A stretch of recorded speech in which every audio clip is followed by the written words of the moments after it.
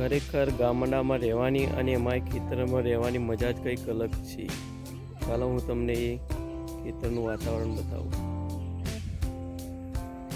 આ છે ઘર, વ્યવસ્થા પૂરેપૂરી, જાળી લગાવી છે. જો સાઈડમાં બોર છે, પાણીની કોઈ તકલીફ જ નહીં. પાણી સાચવવા માટે અહીંયા પાણીની વ્યવસ્થા કરવા માટે ટાંકો પણ તમે જોઈ શકો છો. ભેંસોને પાવા માટે પણ છે. ટ્રેક્ટર ખેડવા માટે,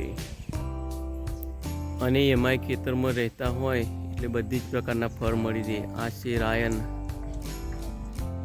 આ છે મહુડો, સેતુડી, તુલસી, ખજારીગલના ગોટા, સરંગવાળી સિંગો, જાંબુ,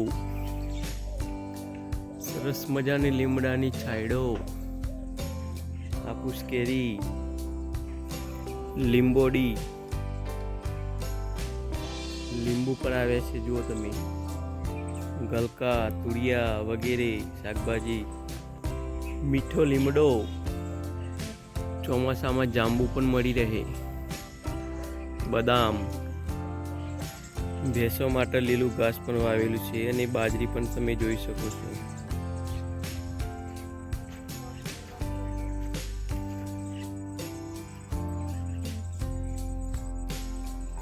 તો જો ફૂલ છોડ જાસૂસ,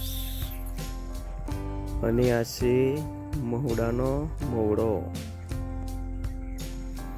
ખેતરમાં ઘર હોવું એટલે ફાયદા ही ફાયદા, બધી જ સુવિધાઓ મળી રહે.